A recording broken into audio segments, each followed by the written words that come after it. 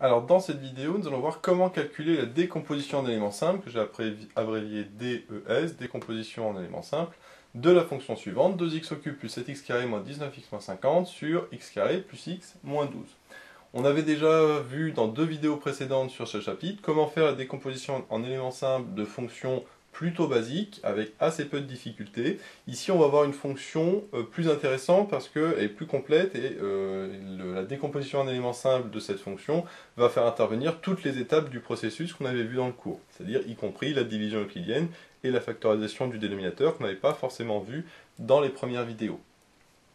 Donc on va prendre la fonction et puis on va dérouler le processus qu'on avait vu dans le cours en plusieurs étapes.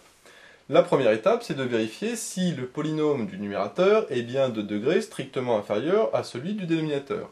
Or, le numérateur est de degré 3, le dénominateur est de degré 2. 3 n'est pas strictement plus grand que 2, donc il faut faire la première étape qui consiste à faire la division euclidienne du numérateur par le dénominateur. Donc pour ça, on va tout simplement poser la division euclidienne comme on avait appris à le faire depuis longtemps, que ici ça va être avec des polynômes. Donc réécrit le polynôme du numérateur qu'on divise par celui du dénominateur, c'est-à-dire x carré plus x moins 12. Et là, c'est un calcul de division classique. Donc je ne vais pas trop m'attarder là-dessus, parce qu'on l'avait vu dans plusieurs vidéos. Donc je vais aller assez vite, mais je vous invite à aller voir les vidéos correspondantes pour plus de détails. Donc 2x au cube, si je divise par x carré, ça me donne 2x. Donc là, ça va me donner en multipliant 2x au cube. 2x fois x carré, ça fait plus 2x carré. Et 2x moins 12 fois moins 12, ça fait moins 24x. Mais attention, bien sûr, c'est moins tout ça. Donc maintenant, je vais pouvoir faire ma soustraction. 2x au cube moins 2x au cube, ça s'annule, c'est le but. 7x carré moins 2x carré, ça fait 5x carré. Moins 19x moins moins 24x, ça fait 24x moins 19x, ça fait plus 5x. Et enfin, le moins 50 que je peux réécrire, que je peux descendre, puisqu'il n'y a rien du tout. Maintenant, je continue. 7x carré divisé par x carré, ça fait 5. Donc là, j'ai un plus 5. Donc, si je multiplie 5 par x carré, ça me donne 5x carré. 5 fois x, ça me donne plus 5x. Et 5 fois moins 12, ça fait moins 60. Donc, pareil, je fais la soustraction. Donc, c'est moins tout ça.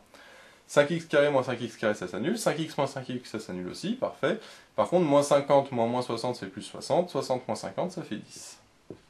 Donc voilà le résultat que j'obtiens en faisant ma division euclidienne. Donc là, ça veut dire que j'ai le numérateur qui est égal au dénominateur fois 2x plus 5 plus 10. Donc ça, si je l'écris sous forme d'égalité, cette division euclidienne, je vais la réécrire ici. Hop, donc je garde juste les résultats là. Donc ce que je viens de montrer, c'est que 2x au cube plus 7x carré moins 19x moins 50, pas besoin de parenthèse, hop, est égal à le numérateur fois 2x plus 5, donc c'est-à-dire x carré plus x moins 12 fois 2x plus 5, et plus 10, plus le reste, qui est de 10. Là, je peux effacer le numérateur. Maintenant, si je divise à gauche et à droite de l'égalité par le dénominateur, qui est x carré plus x moins 12, donc là, je peux diviser par x carré plus x moins 12. Bien sûr, faire la même chose à gauche et à droite. Donc si je divise à gauche et à droite par x carré plus x moins 12, alors je vais le mettre comme ça pour l'instant, là, x carré plus x moins 12, et que je sépare mes deux fractions, parce que là j'ai un plus, hein, j'aurai tout ça sur x carré plus x moins 12 qui va se simplifier, donc j'ai 2x plus 5, et plus le reste, c'est-à-dire 10, divisé par le x carré plus x moins 12, qui reste. Donc voilà ce que j'obtiens. Donc là j'obtiens un polynôme qu'on appelle la partie entière, parce qu'il n'y a pas de fraction, on avait vu dans le cours que ça s'appelle la partie entière, et plus, donc le reste de la division euclidienne, 10 divisé par le dénominateur, c'est-à-dire x carré plus x moins 12. Donc maintenant, cette partie entière, j'y touche pas, parce que 2x plus 5, c'est parfait. Par contre, le 10 sur x carré plus x moins 12, je vais la décomposer en éléments simples, c'est-à-dire sous forme d'une somme de fractions. Donc maintenant, on va s'intéresser plus spécifiquement au 10 sur x carré plus x moins 12, et faire la décomposition en éléments simples. Alors je vais noter sur le côté le 2x plus 5, la partie entière, parce qu'il ne faut pas oublier de la remettre à la fin, cette partie entière, dans la décomposition en éléments simples de cette fraction. Donc le 10 sur x carré plus x moins 12, je recommence le processus en 3 étapes qu'on avait vu dans le cours, c'est-à-dire je vérifie que le numérateur est bien de degré strictement inférieur au dénominateur, c'est le cas, parce que là j'ai un polynôme de degré 0, un polynôme de degré 2. Deuxième étape, je factorise au maximum le dénominateur. Alors là c'est pas le cas, puisque x carré plus x moins 12 c'est un polynôme de degré 2, je peux éventuellement le factoriser s'il a deux racines réelles. Donc alors, on peut faire delta, b carré moins 4ac, etc. Ici, je vais utiliser la technique de la racine évidente. En fait, on voit que 3 x1 égale 3 est une racine évidente, puisque 3 au carré ça fait 9, 9 plus 3 ça fait 12, moins 12 ça fait 0. Donc 3 est bien racine de ce polynôme.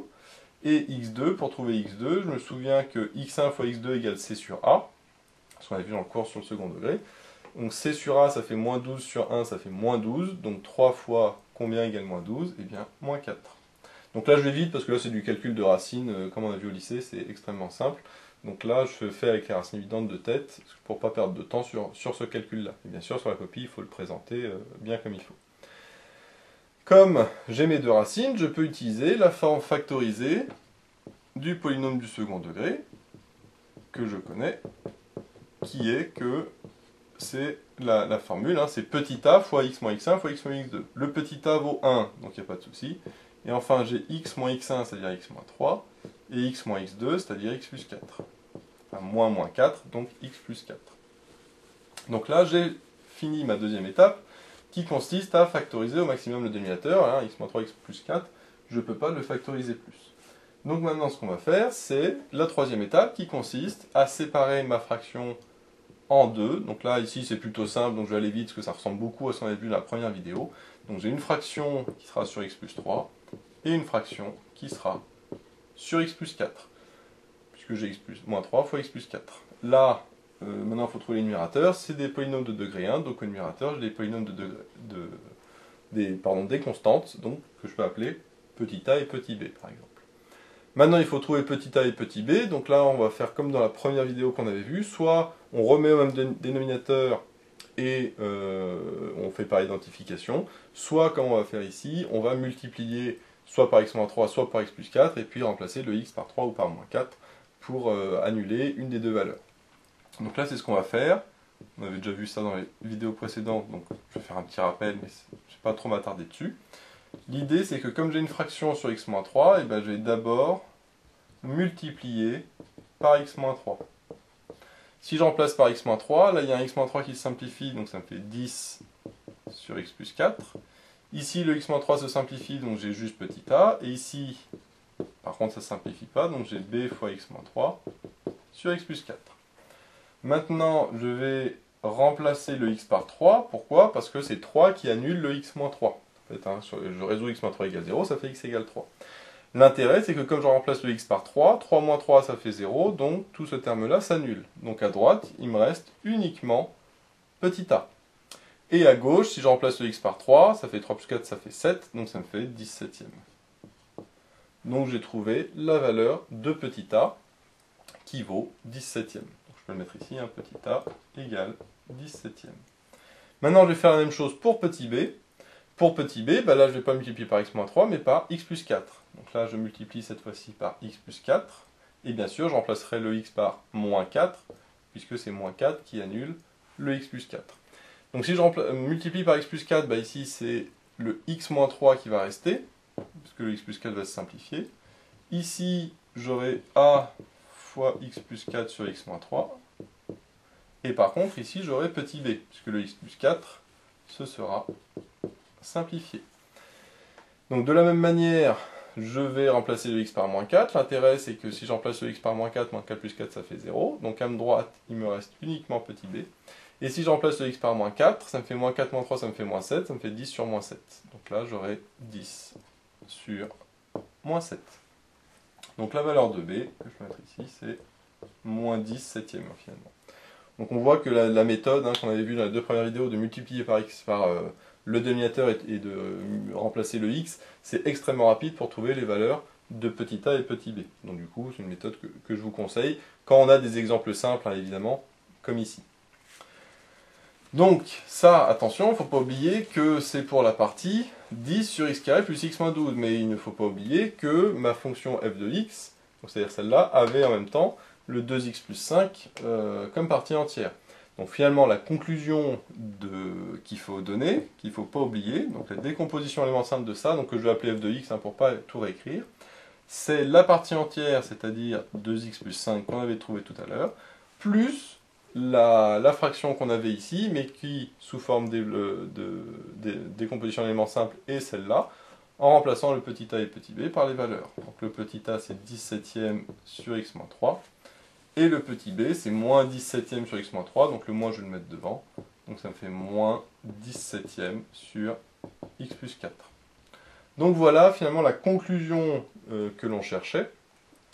Surtout, ne pas oublier le 2x plus 5, parce que souvent c'est oublié, parce qu'on se concentre sur la décomposition d'éléments simples de cette partie-là, sans prendre en compte le fait qu'il y avait une partie entière due à la division euclidienne, et qui est due au fait que le numérateur est de degré supérieur au dénominateur. Donc c'était ça un petit peu ici la particularité par rapport aux autres vidéos, par rapport aux autres fonctions dont on avait fait la décomposition, c'est que ici le numérateur est de degré strictement supérieur au dénominateur, et donc il faut faire la première étape qui consiste à faire la division euclidienne du numérateur par le dénominateur pour trouver le quotient et la partie entière. Et après, comme on a vu, on trouve la partie entière que l'on met de côté et on se concentre sur ce qui reste, dont on fait la décomposition d'éléments simples en recommençant, en factorisant, etc. Donc voilà, j'espère que cette vidéo vous sera utile. N'hésitez pas à vous abonner pour être au courant des nouvelles vidéos qui sortiront. J'ai mis le lien dans la description vers l'énoncé de l'exercice, ainsi que vers d'autres exercices sur la décomposition d'éléments simples. J'ai également mis le lien vers la page Tipeee où vous pouvez soutenir Méthode Math, et moi je vous dis à bientôt pour de nouvelles vidéos.